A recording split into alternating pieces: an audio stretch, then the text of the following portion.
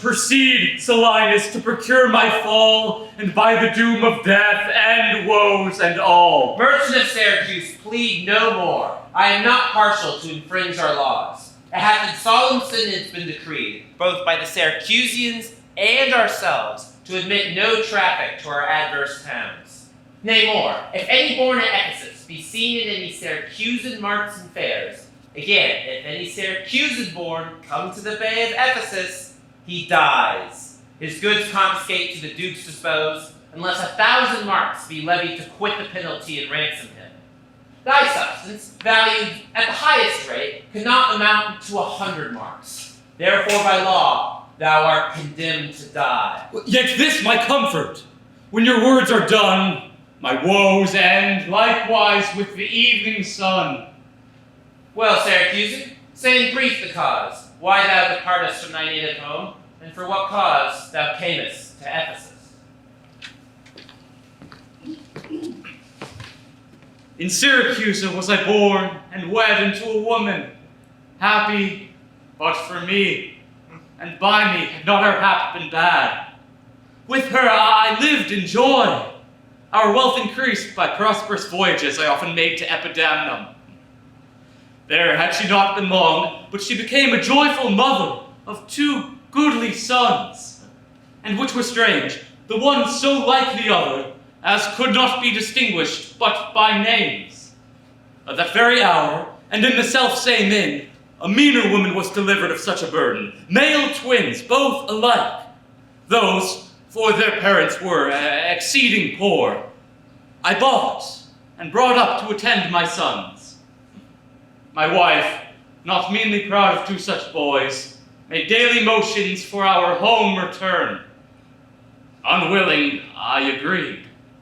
Alas, too soon we came aboard. A league from Epidamnum had we sailed before the always wind-obeying deep gave any tragic instance of our harm.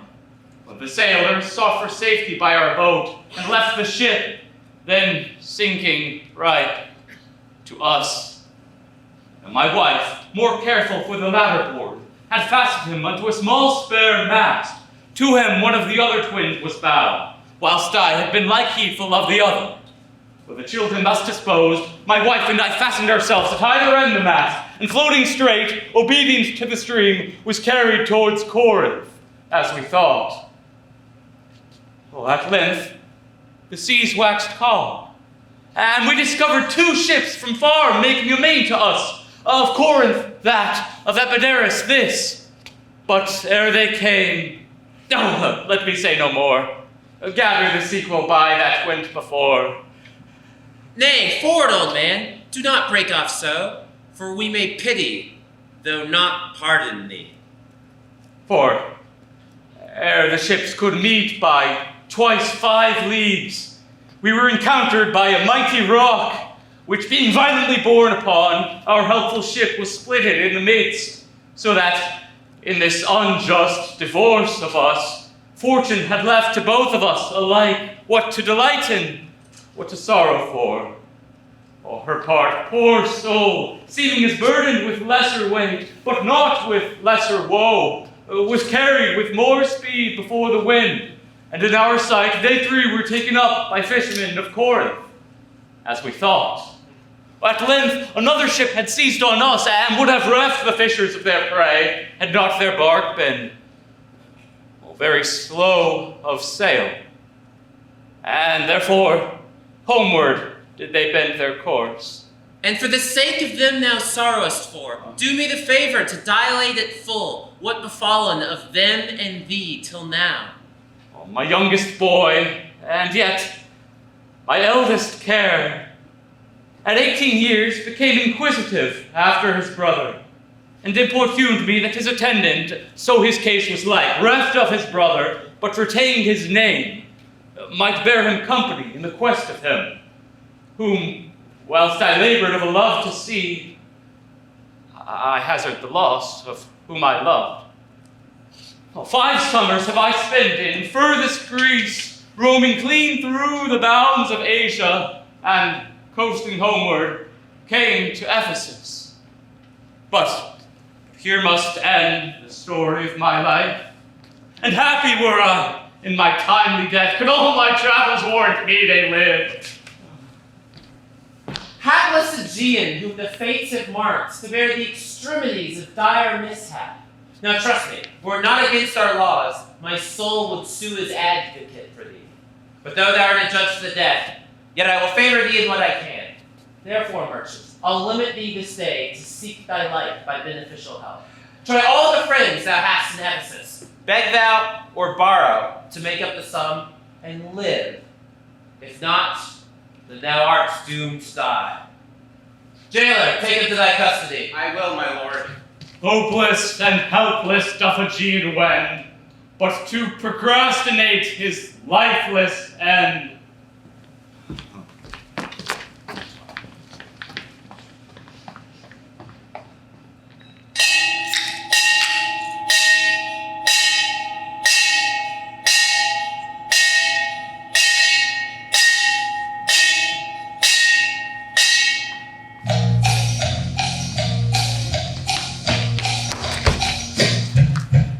Therefore, give out your of Epidamia, lest that your goods too soon be confiscated.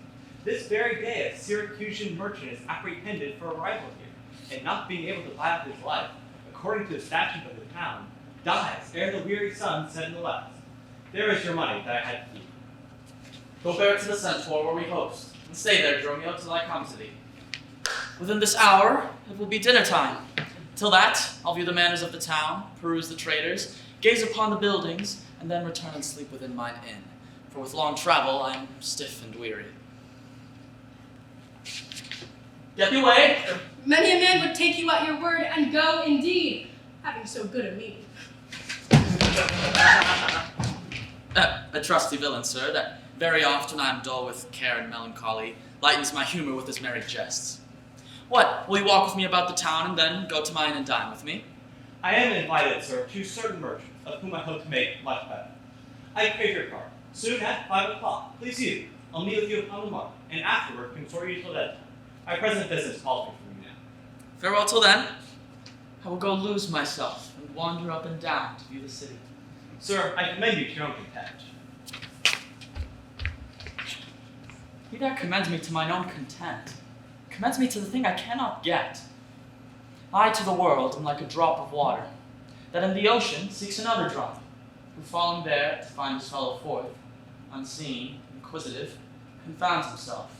So I, to find a mother and a brother, in quest of them unhappy, lose myself. Here comes the almanac of my true date. What now? How chance thou art returned so soon? Return so soon? Rather approach too late. The capon burns, the pig falls from the spit. The clock hath struck in 12 upon the bell. My mistress made it 1 upon my cheek. She is so hot because the meat is cold. The meat is cold because you come not home. You come not home because you have no stomach. You have no stomach, having broke your fast. But we that know what is to fast and pray are penitent for your defaults today. It is stop in your wind, sir. Tell me this, I pray. Where have you left the money that I gave you? 6pence that I had Wednesday last to pay the saddle for my Mr. Scrumper. The saddle had it, sir. I kept it not. I am not in the sportive humor now. Tell me, and dally not, where is the money? We, being strangers here, how darest thou trust so great a charge from thine own custody? I pray you, just, sir, as you sit at dinner. I from my mistress come to you in post. If I return, I shall be post indeed, for she will score your fault upon my peace. Oh, methinks your maw, like mine, should be your clock, and strike you home without a messenger. Come, Dromio, come. These jests are out of season. Where is the gold I gave in charge to thee? To me, sir, Why you gave no gold to me? Come on, Sir Knave, have done your foolishness, and tell me how thou hast disposed thy charge. My charge was but to fetch you from the mart, home, to your house, the Phoenix, sir, to dinner. My mistress and her sister stays for you. Now answer me.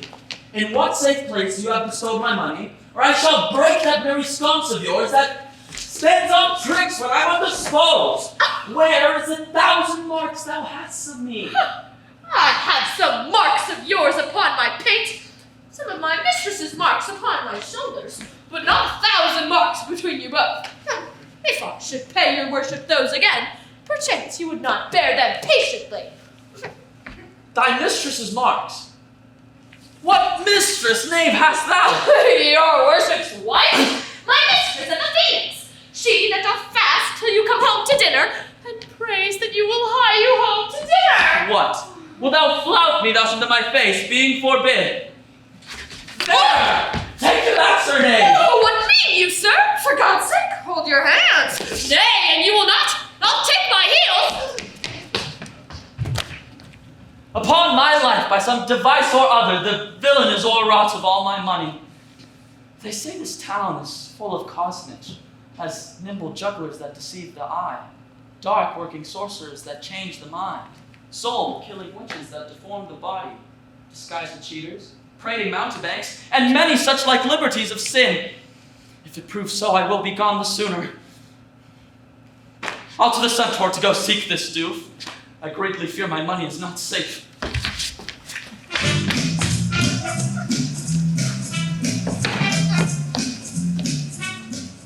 Neither my husband nor the knave returned, that in such haste I sent him to seek his lord. Sure, Luciana, it is 2 o'clock. Perhaps some merchant hath invited him, and from the mart he's somewhere gone to dinner. Good sister, let us dine, and never fret. A man is master of his liberty. Time is their master, and when they see time, they'll go or come. If so, be patient, sister. Why should their liberty than ours be more? Because their business still lies out of door. Look, when I serve him so, he takes it Oh ill. no, he is the bridle of your There's will. none but asses be bridled so. Why, headstrong liberty is lashed with woe. There's nothing situate under heaven's eye but half is bound. In earth, in sea, in sky, the beasts, the fishes, and the winged foals are their male subjects and at their controls. Men, more divine, Oh, God. the masters of all these, lords of the wide world and wild watery seas, endued with intellectual sense and souls of more preeminence than fish and foals, are masters to their females and their lords. Then let your will attend on their accords. This servitude makes it keep you unwed.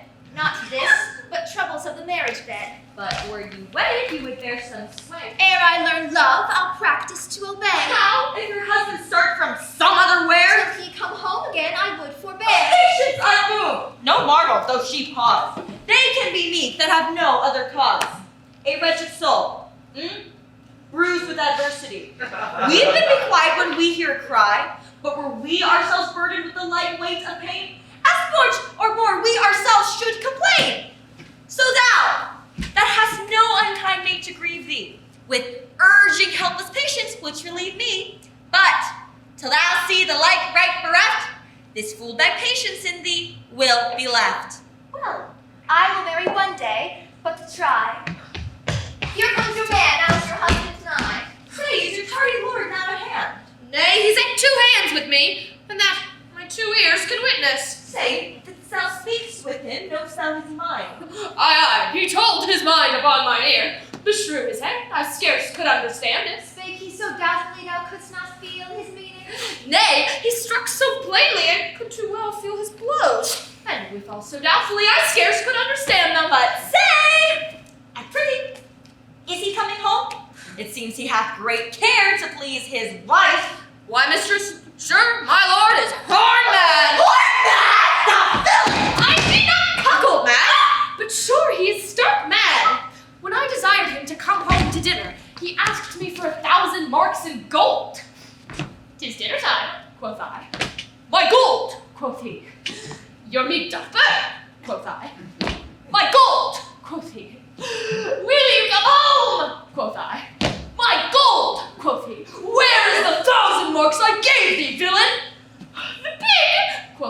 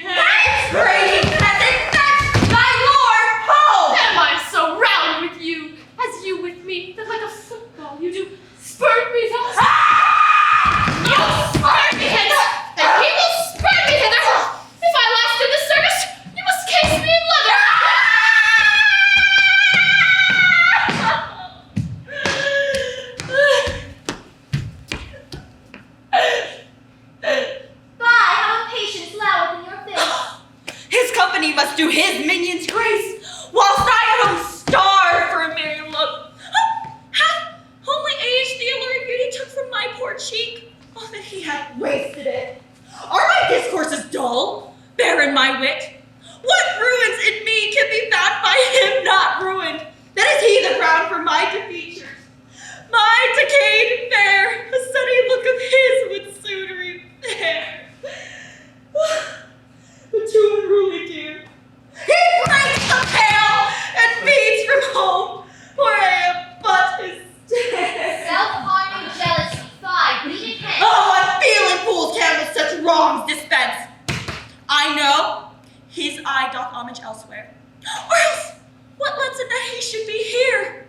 Sister, you know he promised me a chain. Would that alone? Oh, alone. So he should detain. So he should keep fair quarter with his bed. I see the jewel vest again will lose its beauty. Yet the gold bides still. Others touching and often touching will still wear gold. And no man that hath the name by falsehood and corruption doth it shame. Since my beauty can no longer please his eye, I'll weep what's left away, and weeping die.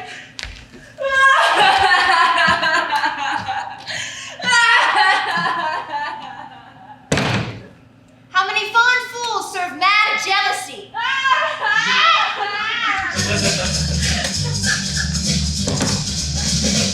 The gold I gave to Dromio is laid up safe at the centaur, and the heedful knave has wandered forth and care to seek me out.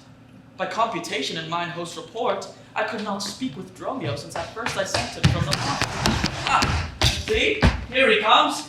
How now, sir? Is your merry humor altered? As you love stroke, so jest with me again. You know no centaur. You receive no gold. Your mistress sent to have me home to dinner. My house was at the Phoenix. Wast thou so mad that thus so madly thou dost answer me? What answer, sir? When spake I such a word? Even now, even here not half an hour since. I did not see you since you sent me hence, home to the centaur with the gold you gave me. Villain, thou didst deny the gold's receipt, and told me of a mistress and a dinner, for which I hope thou felt'st I was displeased. I am glad to see you in this merry vein. What means this jest, I pray you, Lord? Tell me. Yea, dost thou jeer and flout me in the teeth? Think thou I jest? Hold! Take thou that! And that! Hold, sir, for God's sake, matter just as earnest! Upon what bargain do you give it me? Because that I familiarly sometimes do use you for my fool and chat with you, your sauciness will jest upon my love, and make a comment of my serious hours. When the sun shines, let foolish gnats make sport, but creep in crannies when he hides his beams. If you will jest with me, know my aspect, and fashion your demeanor to my looks. For I will take this method in your sconce. Sconce call you it, so you would leave battering. I'd rather have it ahead. If you use these blows long, I must get a sconce for my head, and ensconce it too, or else I shall seek my wit in my shoulders. But I pray you, Lord, why am I beaten? Dost thou not know? Nothing, sir, but that I am beaten. Shall I tell you why? Aye, sir. And wherefore? For they say every why hath a wherefore. What first? For flouting me! What? And then wherefore for urging it the second time to me? Was there ever any man thus beaten out of season? When and why and the wherefore is neither rhyme nor reason. Well, sir, I thank you. Thank you, sir, for what? Marry, sir, for this something you gave me for nothing. I'll make you amends next to give you nothing for something. But say, sir, is it dinner time? No, sir, I think of eat once that I have. In good time, sir. What's that? Feasting. Well, sir, then be dry. If it be, sir, I pray you eat none of it. Your reason? Lest it make you choleric. And purchase me another dry basting.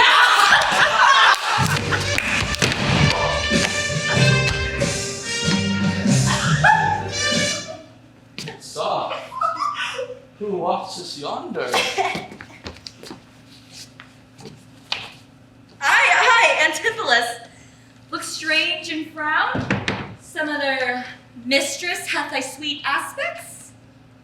I am not Adriana, nor thy wife.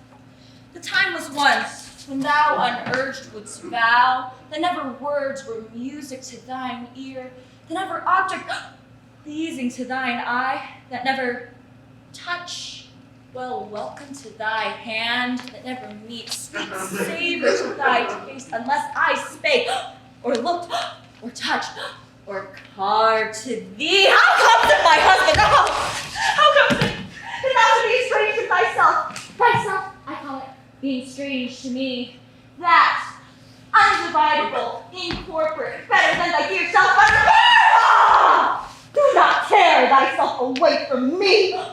How dearly would it touch me to the quick, shouldst thou but hear that I were licentious, and that this body, consecrate to thee by ruffian lust, should be contaminated? Wilt thou spare me, and spurn at me, and hurl the name of husband in my face, and tear the stained skin from my harlot brow, and from my false hand cut the wedding ring with a deep divorcing vow? I know thou canst. And therefore, cease thou do it. I am possessed by an adulterate blot. My blood is mingled with the crime of lust, for we two be one, and thou art false. I do digest the poison of thy flesh, being strumpeted by thy contagion. Keep far league and truth with thy true bed. I live unstained, thou dishonor. Leave you to me, fair dame. I know you not. In Ephesus I am but 2 hours old, as strange into your town as to your talk, who, every word by all my wit being scanned, want wits in all one word to understand. Fie, brother, how the world has changed with you. When were you wont to use my sister thus? She sent for you by Dromio home to dinner. By Dromio! By me! By thee, and this thou didst return from him, that he did buffet thee, and in his blows denied my house for his, thee for his wife. Did you converse, sir, with this gentlewoman? What is the course and drift of your compact? I never saw her till this time. Villain, thou liest, for even her very words didst thou deliver to me on the mart. I never spake with her in all my life. How could she thus then call us by our names? Unless it be by inspiration. How ill it agrees with your gravity to counterfeit thus grossly with this moron, abetting him to thwart me in my mood. Be it not my wrong, you are exempt, but wrong not that wrong, with more contempt. Come, I will fasten onto this sleeve of thine. Thou art an elm, my husband, I a vine. But witness, married to thy stronger state, makes with thy strength to communicate. If aught possess thee from me, it is dross, usurping ivy, briar, idle moss, all for want of pruning and intrusion. Infect thy sap and live on thy confusion.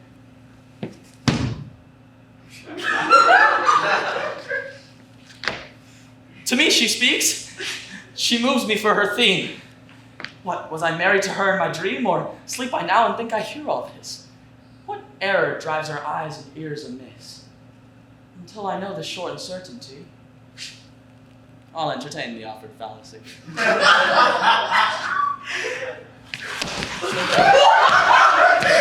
go be the servants spread for dinner. Oh, for my beads! I cross me for a sinner! This is the fairy land, oh swine of spite! We talk with goblins, owls, and sprites. If we obey them not, this will ensue. They'll suck our breath or paint us black and blue. Why pratest thou to thyself and answerest not? Dromio, thou drone, thou slug, thou snail, thou sot. I am transformed, Lord! Am I not? I think thou art in mine. And so am I. Nay, master, both in mind and in my shape. Thou hast thine own form. Nay, I am an ape.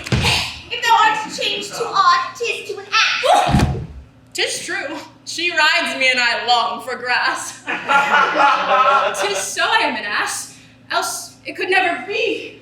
I should know her as well as she know me. Come, no longer will I play the fool to put a finger in the eye and weep, whilst man and lord laugh my woes to scorn. Come, sir, to dinner. Dromio! Keep to the gate. Husband, I'll dine above with you today and shred you of 1,000 idle cranes. Sirrah! If any ask for your lord, tell them he dines forth, and let no creature enter. Come, sister, Dromio, play the porter well. Am I on earth, in heaven, or in hell? Sleeping or waking, matter well advised. No, not to these, but to myself disguise. I'll say as they say and persever so, and in this mist at all adventures go. Boss, am I to be porter at this gate? Aye! And let no creature enter, lest I break your pain. Come, come, Antipholus, we dine too late.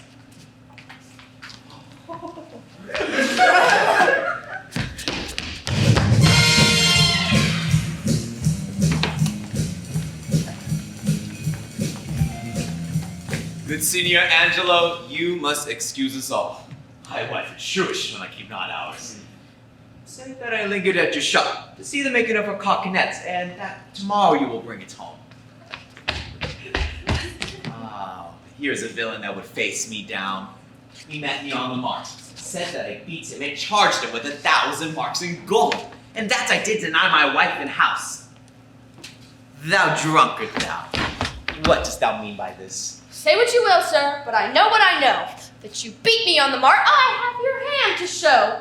If the skin were parchment and the blows you gave were ink, your own handwriting would tell you what I think. Oh, I think thou art an ass. Oh, marry, so it doth appear. By the wrongs I suffer and the blows I dare, I should kick, being kicked. And being at that pass, you would keep from my heels and beware of an ass.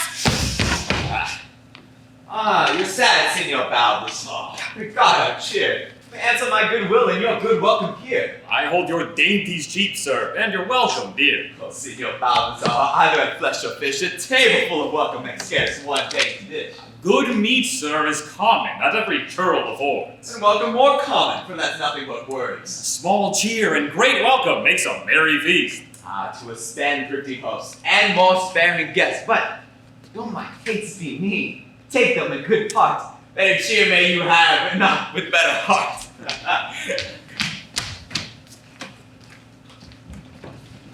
Oh, it's soft. My doors are locked. Go bid them let us in. Maud, Bridget, Marion, Cecily, Jillian, Jin, Mome, Maltors, Capon, Coxcomb, Idiot, Patch. Either get thee from the door or sit down at the hatch. Dost thou conjure for wenches that thou callst for such store? When one is one too many, ha! Go, get thee from the door. What patch is made our porter? My lord stays in the street. Let him walk from whence he came, lest he catch cold on's feet. Who talks within there? Oh, open the door. Right, sir, I'll tell you when, if you tell me wherefore. Wherefore? For my dinner. I have not dined today. Nor today, here you must not. Come again when you may. Who art thou that keeps thee from the house I owe? The porter for this time, sir, and my name is Dromio. Villain! Thou hast stolen both mine office and my name. The one ne'er got me credit, the other nickel blame. If thou hadst been Dromio today in my place, thou wouldst have changed thy face for a name, and thy name for an ass! What a coil is there, Dromio? Who are those at the gate? Let my lord in loose. Faith, no, he comes too late, and so tell your boss. Lord, I must laugh. Have at you with proverb. Shall I set in my staff? Have at you with another. That's when. Can you tell? Oh, thou. Thy name be called Loose. Loose, thou hast answered him well. Thou, baggage, let's be in. Can you tell for whose sake?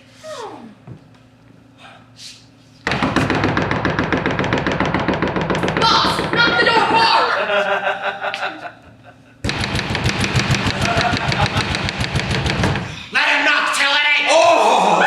Hear a cry for this minion if I beat the door down. What needs all that and a pair of stocks in the town? Who is that at the door that keeps all this noise? By my troth, your town is troubled with unruly boys.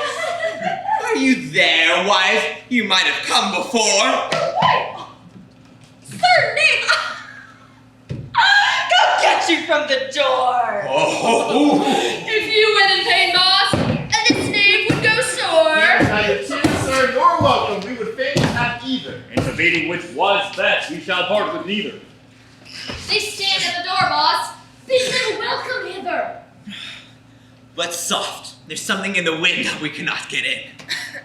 You would say so, boss, if your garments were thin. Your cake there is warm within. You stand here in the cold. It would make a man mad as a buck to be so bought and sold. Oh! Ow! Whoa! Go, that's you something. I'll break open the gate. Break it in! I'll break your name's pain! A man may break a word with you, sir. Words are but wind. I am breaking in your face, so he break it not behind. Thou wants breaking out upon thee, hide. It is too much out upon thee. I pray thee, let me in. I would fowls have no feathers and fish have no fin. Oh, well, I'll break in. Go borrow me a crow. A crow without a feather.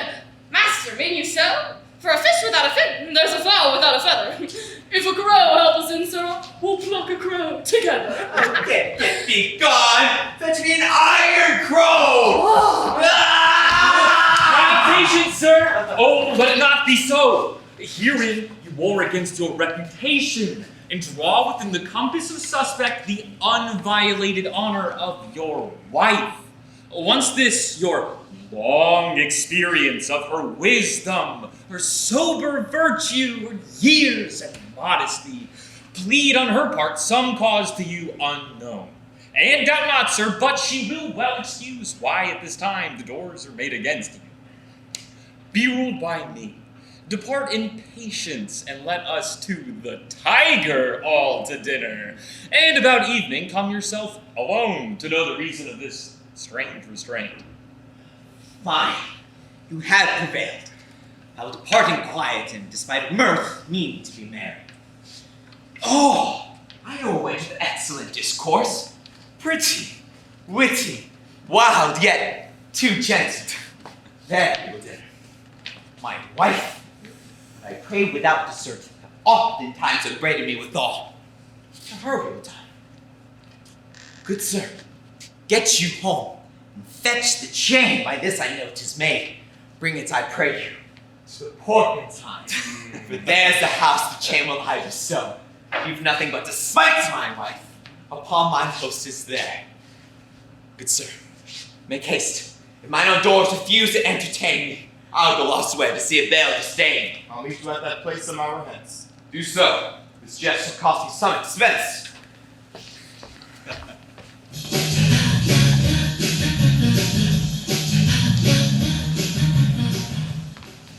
And may it be that you have quite forgot a husband's office.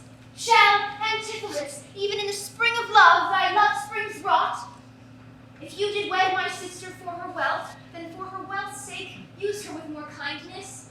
Or, if you like elsewhere, do it by stealth. Muffle your false love with some show of blindness. Let not my sister read it in your eye. Look sweet. Be fair. Become disloyalty. Bear a fair presence, though your heart be tainted. Teach sin the carriage of a holy saint. Be secret false. What need she be acquainted? Then, gentle brother, get you in again. Comfort my sister. Cheer her. Call her wife. 'Tis holy sport to be a little vain when the sweet breath of flattery conquers strife. Sweet mistress, what your name is else I know not, nor by what wonder you do hit of mine. Less on your knowledge and your grace, you show not than our earth's wonder, more than earth divine. Teach me, dear creature, how to think and speak. Are you a god? Would you create me new? Transform me then into your power I'll yield. But if that I am I, then well I know your weeping sister is no wife of mine. Nor to her bed no homage do I owe. Far more to you do I decline. Oh, train me not, sweet mermaid, with thy notes, to drown me in thy sister's flood of tears. What are you mad if you do reason so? Not mad, but mated. How? do not know. It is a fault that springeth from your eye. For gazing on your beams, fair son, being by. Gaze where you should, and that will clear your sight. As good to wink, sweet love, as look on night. Why call you me love? Call my sister so. Thy sister, sister. That's my sister. No, it is thyself, mine own self's better part. Mine eye's clear eye, my dear heart's dear heart, my food, my fortune, and my sweet hope's aim, my soul earth's heaven, and my heaven's claim. All this my sister is, or else should be. Call thyself sister, sweet, for I am thee. Thee will I love, and with thee lead my life. Thou hast no husband yet, nor I no wife. Give me thy hand. Oh, soft, sir, hold ye still. I'll fetch my sister to get her goodwill. Oh, why? How now, Dromio? Where runnest thou so fast? Do you know me, sir? Am I Dromio? Am I your man? Am I myself? Thou art Dromio, thou art my man, thou art thyself. I am an ass. I am a woman's man. And besides myself, What woman's man, and how besides thyself? Mary, sir, besides myself, I am due to a woman. One that claims me, one that haunts me, one that will have me. What claim lay she to thee? Mary, sir, such claim as you would lay to your horse, and she would have me as a beast. Not that I, being a beast, she would have me, but that she, being a very beastly creature, lays claim to me. Go, I thee presently, post to the road. If the wind blow any way from shore, I will not harbor in this town tonight. If any ship put forth, come to the mart, where I will walk till thou return to me. Everyone knows us, and we know none. 'Tis time, I think, to trudge, pack, and be gone. As from a bear a man would run for life, so fly I from her. That would be my wife. Oh! There is none but witches do inhabit here. Therefore 'tis high time that I were hence. She that doth call me husband, even my soul doth for a wife abhor. But her fair sister, possessed with such a gentle sovereign grace, of such enchanting presence and discourse, hast almost made me traitor to myself. Lest myself be guilty to self-wrong, I'll stop mine ears against the mermaid's song. Oh, sir, Antipholus. That's my name. I know it well, sir. Well, here is the chain. I thought to obtain you at the Porpentine, the chain unfinished made me stay thus long. What is your will that I shall do with this? Well, please yourself, sir, I have made it for you. Made it for me, sir. I just spoke it not. Not once, nor twice, but 20 times you have. Go home with it and please your wife withal, and soon at supper time I'll visit you and then receive my money for the chain. I pray you, sir, receive the money now. For fear you ne'er see chain nor money more. You are a merry man, sir. Very well. What I should think of this I cannot tell. Oh, but this I think, there's no man is so vain that would refuse so fair an offered chain. I see a man here needs not live by shifts, when in the streets he meets such golden gifts. All to the mart, and there for Dromio stay. If any ship put out, then straight away.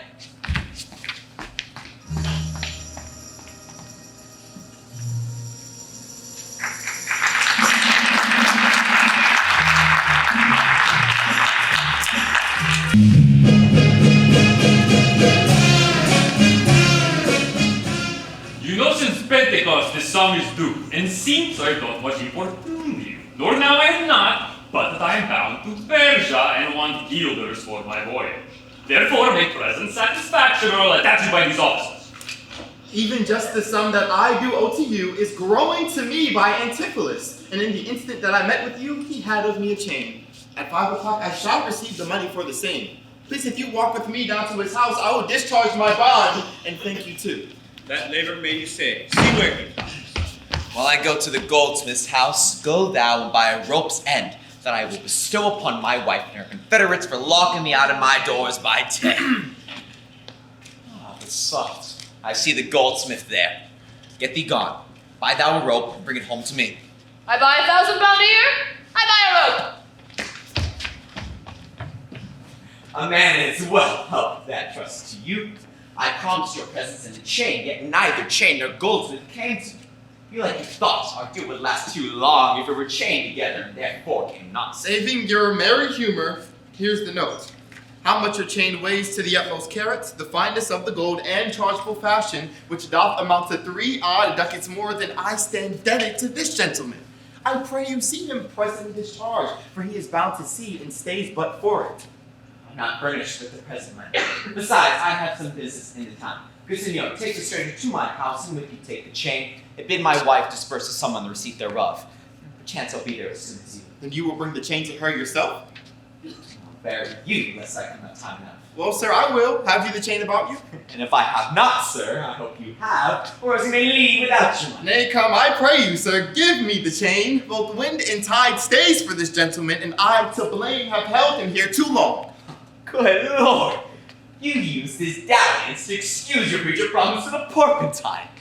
I should have checked you when I was bringing it, but like a shrew first to begin to brawl. The hour steals on. I pray you, sir, dispatch. You hear how he importunes me? The chain! Oh, I gave it to my wife and bet your money. Come, you know I gave it to you even now. They all saw right before intermission. Either send me the chain or send me by some token. Fine. Now you run this humor out of breath. Where's the chain? I pray you let me see it. Maybe this gonna approve this dalliance. Good sir, say whether you'll answer me or no. If not, I'll leave him to the officers. I answer you.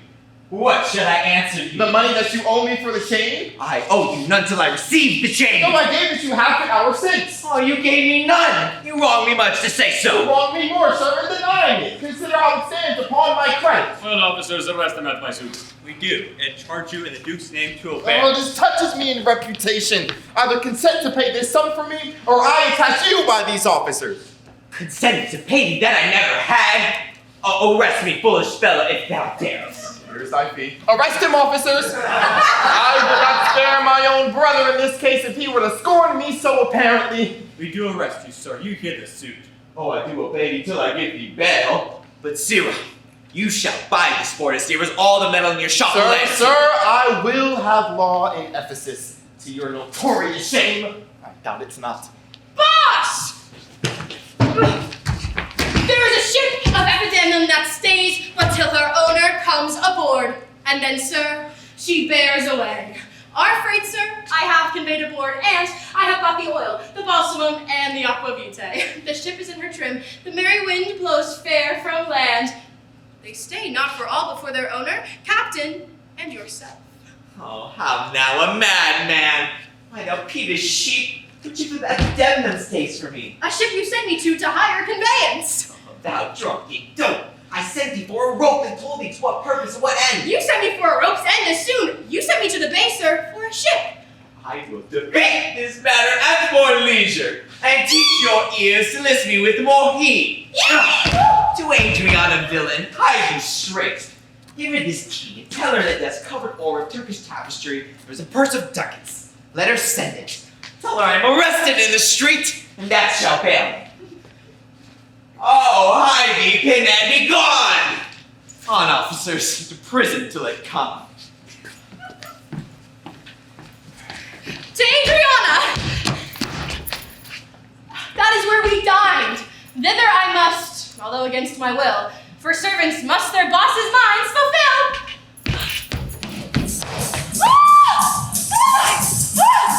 Luciana! Did he tempt thee so? Mightest thou perceive austerely in his eye that he did plead in earnest? Yea or no? Looked he or red or sad or pale or merely? What observations madest thou in this case of his heart tilting meteors in his face? First, he denied you had in him no right. Oh, he meant he did me none, the more my spite. Then swore he that he was a stranger here. And true he swore, though yet forsworn he were. Then pleaded I for you. And what said he? That love I begged for you, he begged of me. With what persuasion did he tempt thy love? With words that an honest suit might move. First he did praise my beauty, then my speech. Did she convey? Have patience, I beseech. I cannot, nor I will not, oh hold me still. My tongue, though not my heart, shall have his will. He is deformed, crooked, old, and sere, ill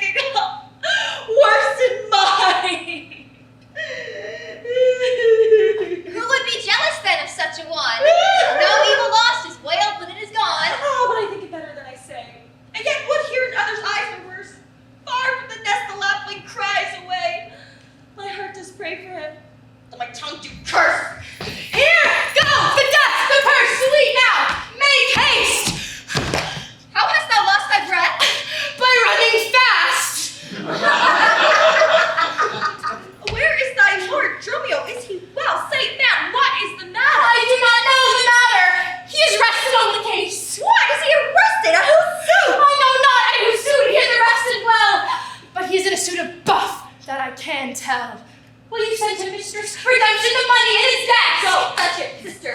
This I should wonder at that unknown to me he should be in debt. Tell me, was he arrested on the van? Not on a band, but on a stronger thing. A chain! A chain! Do you not hear it ring? What, the chain? No, the bell. 'Tis time that I were gone. Go!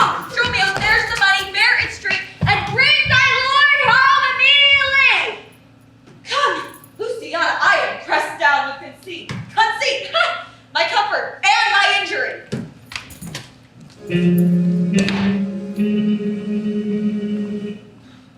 There's not a man I meet but doth salute me as if I were their well-acquainted friend, and every one doth call me by my name. Some tender money to me, some invite me, some other give me thanks for kindnesses, some offer me commodities to buy. Even now, a tailor called me in his shop and showed me silks that he had bought for me, and therewithal took a measure of my body. Sure, these are but imaginary wiles, and Lapland sorcerers inhabit here. Boss! Here's the gold you sent me for! Is there any word about a ship? Why, I sent you word an hour since that the expedition set forth tonight, and then were you hindered by the sergeant that tarried for the holy delay. Here are the angels you sent for to deliver you. The fellow is distract, and so am I. And here we wander in illusions. Some blessed power deliver us from heads!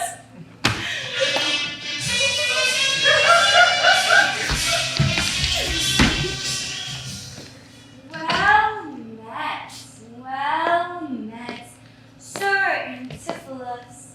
I see, sir, you have found the goldsmith now. Is that the chain you promised me today? Satan, avoid! I charge thee, tempt me not! Lord, is this Mistress Satan? It is the devil! Nay, she is worse. She's the devil's dam, and here she comes in the habit of a light wench. Come not near her.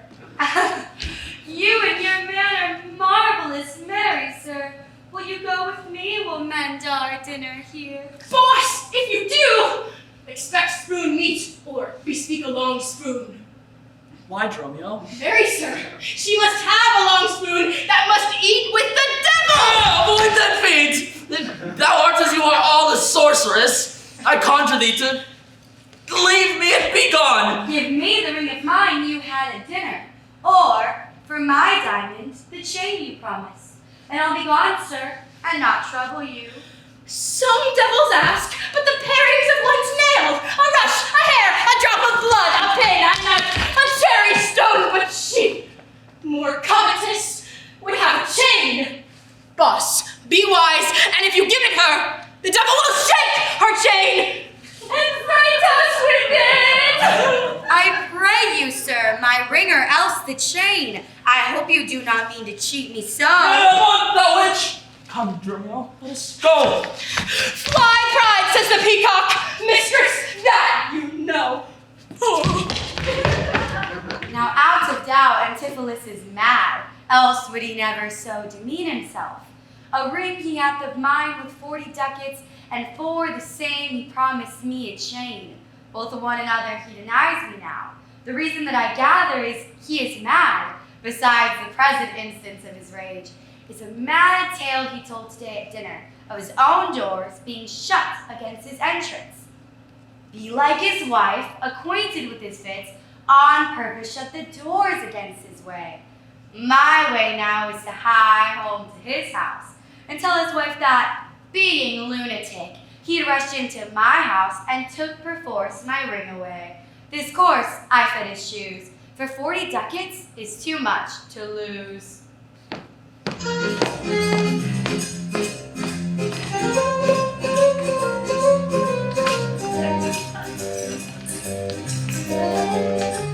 Oh, fear me not, men. I will not break away. I'll give you, ere I leave you so much money to earn as I'm resting for. My wife is in a wayward mood today, and will not likely trust the messenger that I be rested in Ephesus. Oh, I'll tell you, 'twill sound harshly in her ears. Oh, here comes my man. I think he brings the money. How now, sir? Have you that I sent you for? Here's that, I warrant you, we'll pay them all. Where's the money? Why, sir, I gave the money for the run. Oh, 500 ducats, pinhead! For a rope? I'll serve you, sir. 500 at the rate. And to what end did I bid thee hie thee home? To a rope's end, sir. And to that end am I returned. And to that end, sir, I will welcome you! Good sir, be patient. Nay, 'tis for me to be patient. I am in adversity. Good, now hold thy tongue. Nay, rather persuade him to hold his hand. Oh, thou horse and senseless villain! Oh, why would I were senseless, sir, that I might not feel your blows. Oh, thou intends on nothing but blows, and so's an ass! I am an ass indeed. You may prove it by my long ears. I have served him from the hour of my nativity to this instant, and have nothing at his hands for my service but blows. When I am cold, he heats me with beatings. When I am warm, he cools me with beatings. I am waked with it when I sleep, raised with it when I sit, driven out of doors with it when I go from home, welcomed home with it when I return. Nay, I bear it on my shoulders as a beggar would her brat. And I think, when he hath lamed me, I shall beg with it from door to door. Come along, my wife is coming on. Oh, mistress, respite finum, respect thy end, or rather, beware the rope's end. Will thou still talk?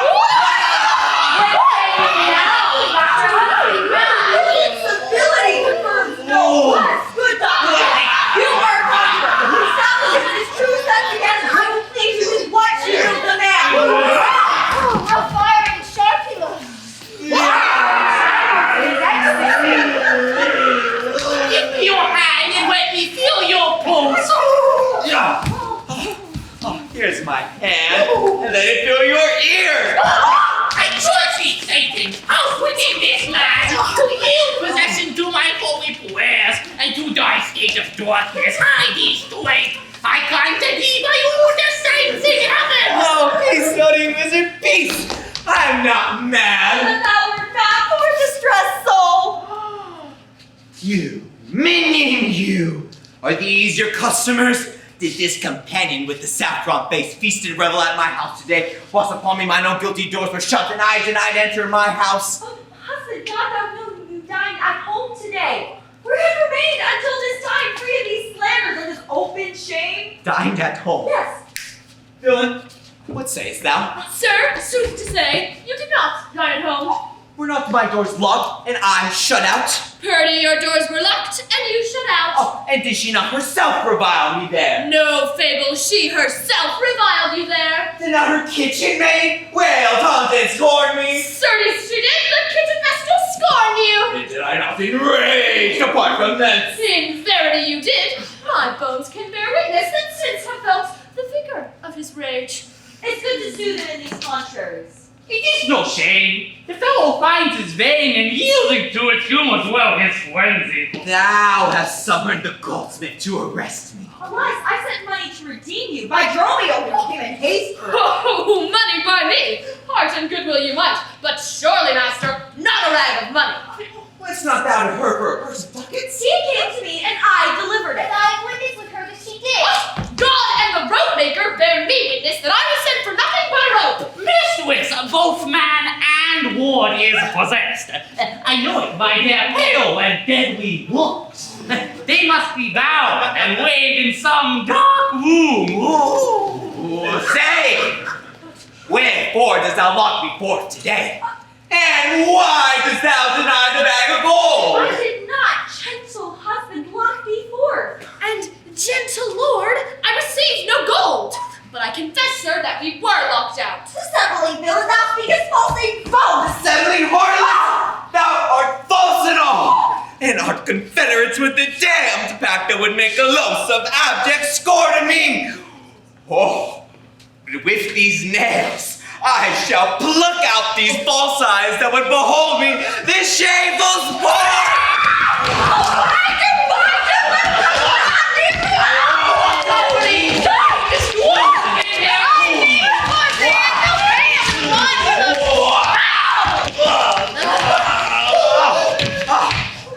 Oh, what wilt thou murder me? Thou shalt jailers thou? I am thy prisoner. You suffer them to make me a rescue. Masters, let him go. He is our prisoner, and you shall not have him.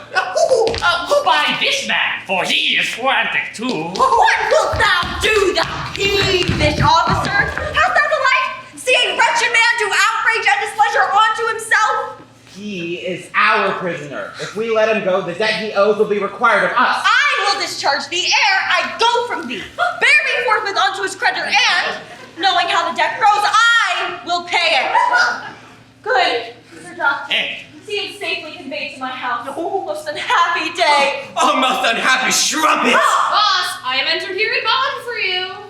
Oh, out on thee, villain. Wherefore dost thou mad me? Will you be bound for nothing? Be mad, good lord. Cry, the devil! God help poor souls, how idly do they talk. Say, whose suit is he arrested at? One Angelo, a goldsmith. Do you know him? I know the man. Say, what is the sum he owes? 200 ducats.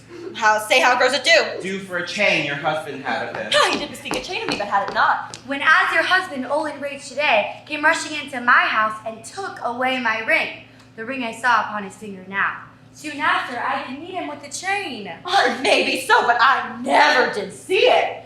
Come, jailer, bring me forthwith unto the goldsmith. I long to know the truth hereof at large.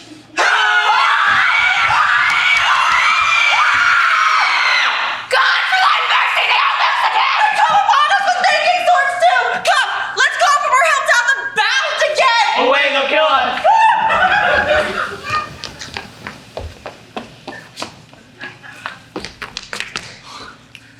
I say these witches are afraid of swords. That would be your life now ran from you. Come to the centaur, fetch our from thence. I longed that we were safe and sound aboard. Faith, stay here this night.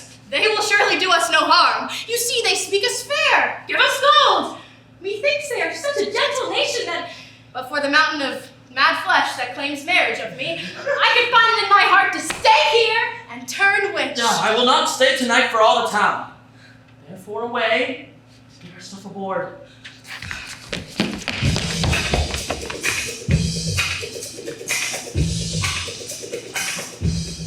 I am sorry, sir, that I've hindered you, but I protest he had of me a chain, though most dishonestly he doth deny it. How is the man esteemed here in the city? A very reverend reputation, sir. Credit to infinite, highly beloved, second to none that lives here in the city. His word may bear my wealth at any time. Speak softly. Yonder, as I think he walks. 'Tis so. And that some chain about his neck, which he forswore most modestly to have. Good sir, draw near to me. I'll speak to him. Signor Antipholus, I wonder much that you would put me to the shame and trouble, and not without some scandal to yourself, with circumstance and oath, so to deny this chain which now you wear so openly. Beside the charge, the shame, imprisonment, you have done a wrong to this my honest friend, who but for staying on our controversy, had hoisted sail and put to sea today. This chain you had of me, can you deny it? I think I had. I never did deny it. Yes, that you did. And forswore it too. Who heard me to deny it or forswear it? These ears of mine, thou knowst did hear thee. Fie on thee, wretch! 'Tis a pity that thou livest to walk where any honest man resolved. Thou art a villain to impeach me thus. I'll prove mine honor and mine honesty against thee presently. If thou darest stand. Oh, I dare. And do defy thee. For a villain! Hold! Hurry him not! Some get within him and take his teacups away. Bind Dromio too and bear them to my house. My boss, run! For God's sake, take a house! This is some firing. In or worse spoiled.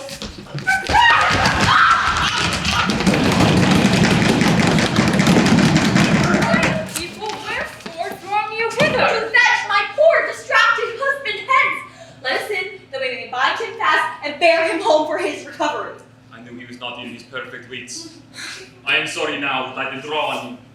How long hath this possession held the man? Of this week he hath been heavy, sour, and sad, and much changed from the man he was. But till this day his passion ne'er break into extremity of rage. Hath he not lost much wealth by wreck of sea, buried some dear friend?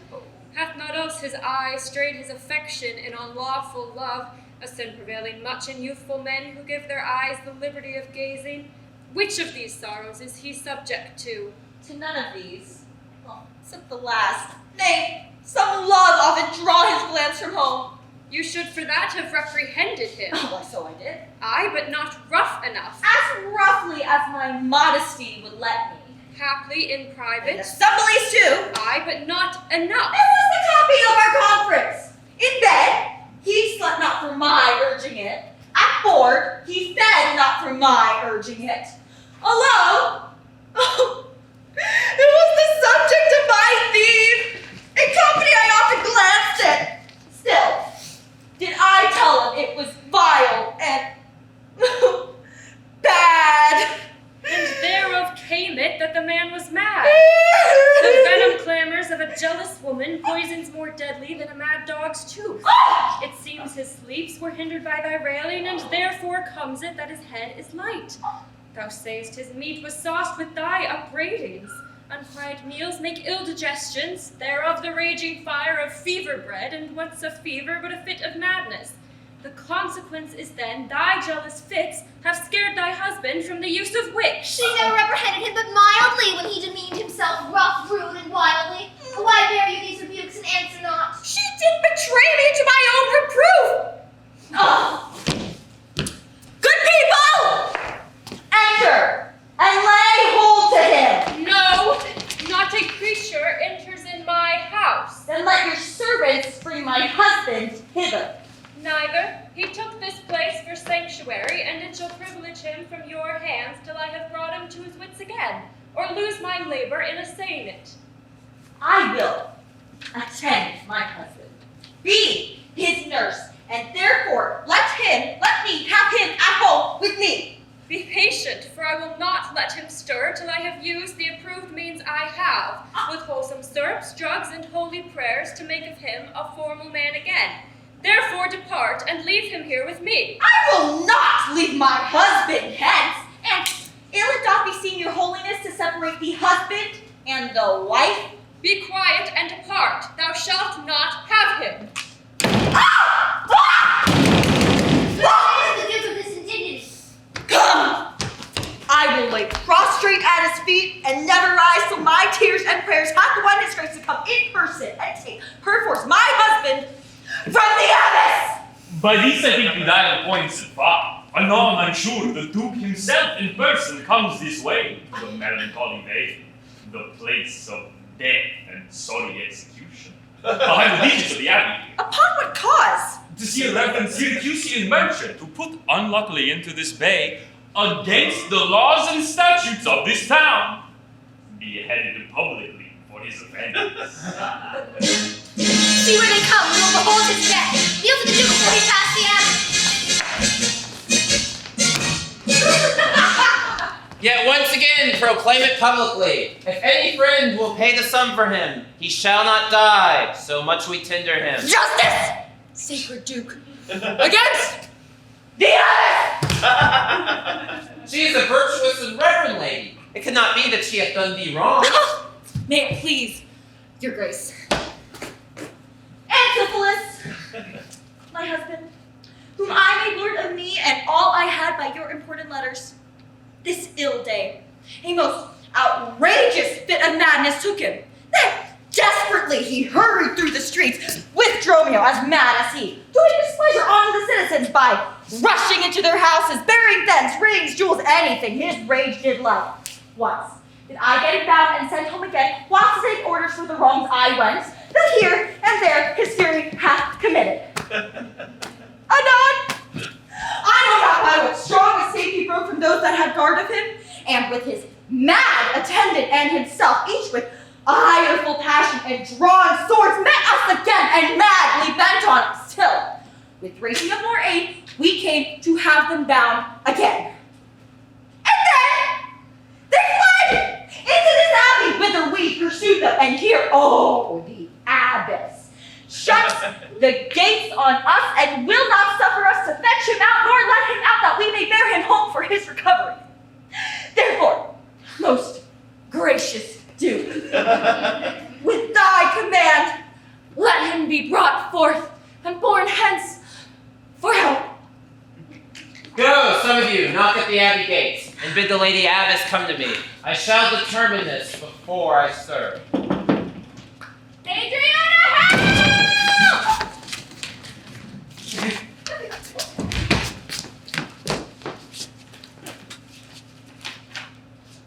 Oh, mistress, shift and save yourself. My lord and his man are both broke loose, beaten the maids a row, and bound the doctor, whose beard they have singed off with brands of fire. And ever, as it blazed, they threw on him great pails of puddled mire to quench the hair. Oh, my lord preaches patience to him, and the while his man with scissors nicks him like a fool. And sure, unless you send some present help, between them they will kill the conjurer. A fool? Thy lord and man are here, and this is false that thou dost report. There's more writing on the other side. Oh, thank you. Mistress, upon my life I tell you true. I have not breathed almost since I did see it. He cries for you, and vows if he can take you, to scorch your face and to disfigure you. No! Hark, I hear him, mistress.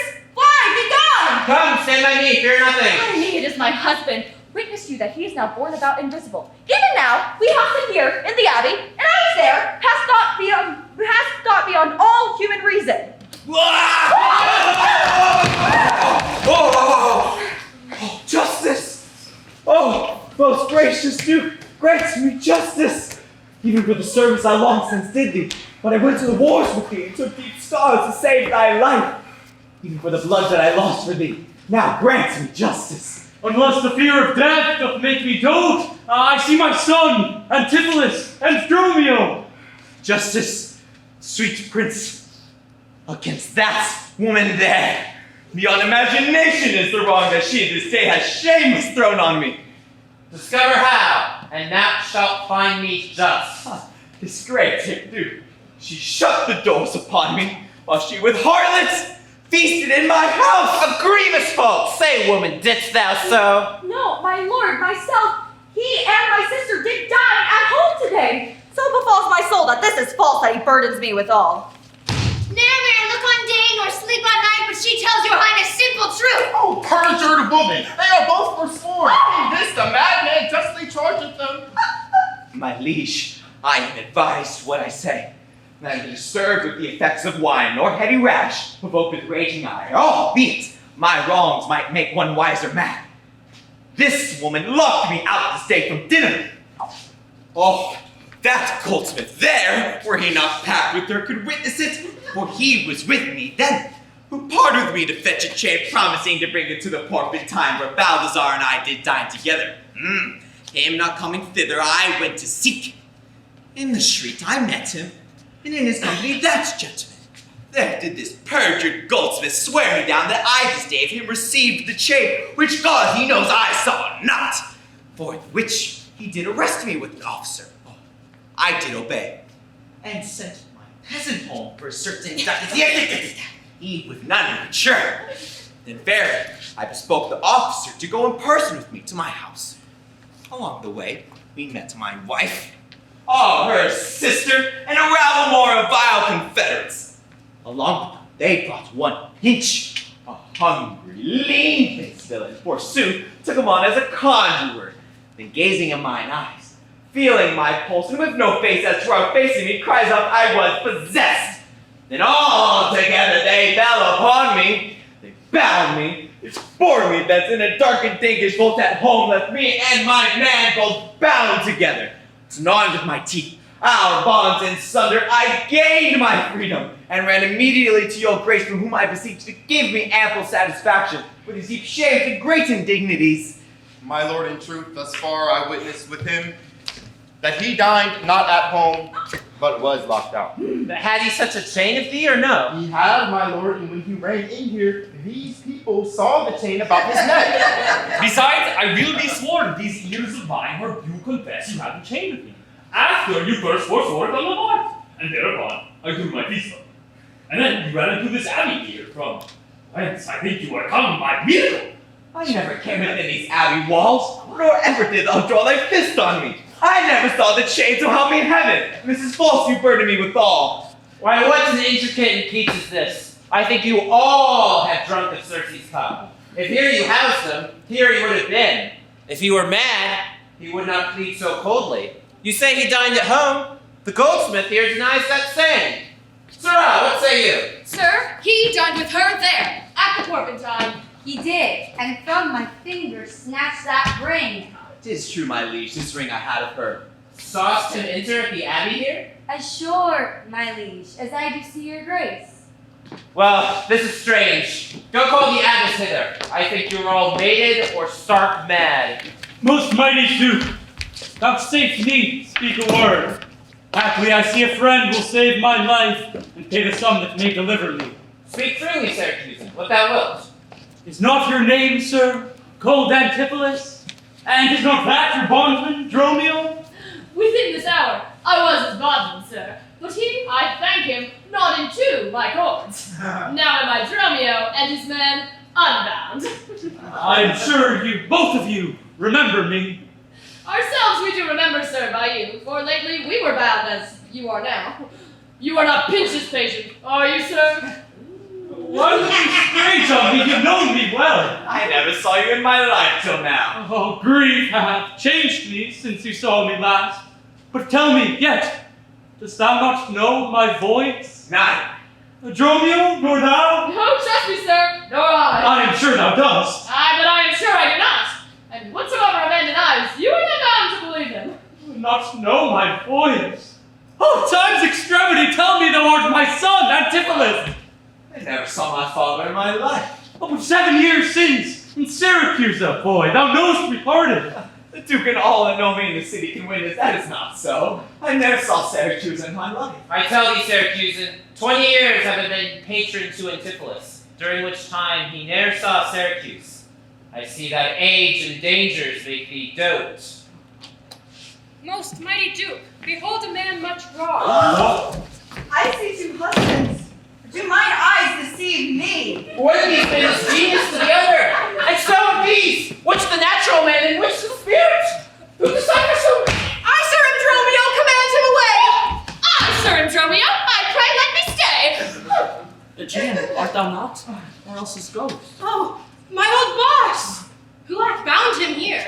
Whoever bound him, I will loose his bonds and gain a husband by his liberty. Speak, old Aegean, if thou beest the man that hadst a wife once, Amelia, and bore thee at a burden 2 fair sons. Oh, if thou beest the same Aegean, speak, and speak unto the same Amelia.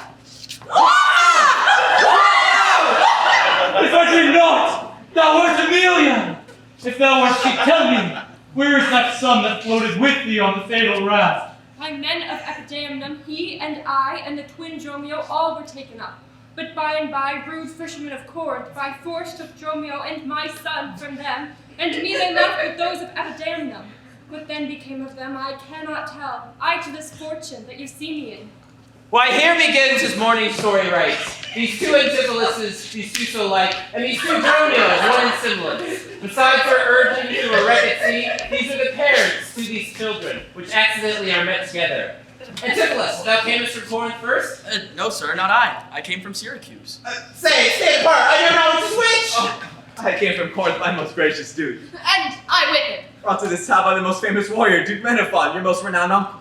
Which of the 2 of you did I dine with today? Aye, gentle mistress. And are not you my husband? No, I say nay to that. And so do I. Yet did she call me so? And this fair gentlewoman, her sister here, did call me brother. What I told you then, I hope I shall have leisure to make good if this be not a dream I see and hear. I sent you money, sir, to be your bail by Dromio, but I think he brought it not. No, not by me. This was the ducats I received from you, and Dromio, my man, did bring them me. I see we still did meet each other's man, and I was ta'en for him and he for me, and thereupon these errors arose. These ducats pawn I from my father here. It shall not need. Thy father hath his life. Sir, I must have that diamond from you. Oh, here, take it. Oh, I must take for my good cheer. Kind Duke, vouchsafe to take the pains to go with us into the abbey here, and here at large discoursed all our fortunes, and all that are assembled in this place that by the sympathized one day's error have suffered wrong, go keep us company, and we shall make full satisfaction. 33 years have I but gone in travail of you, my sons, until this present hour my heavy burden ne'er delivered. The Duke, my husband, and my children both, and you the calendars of their nativity, go to a gossip's feast and go with me, after so long grief, such festivity. With all my heart, I'll gossip at this feast.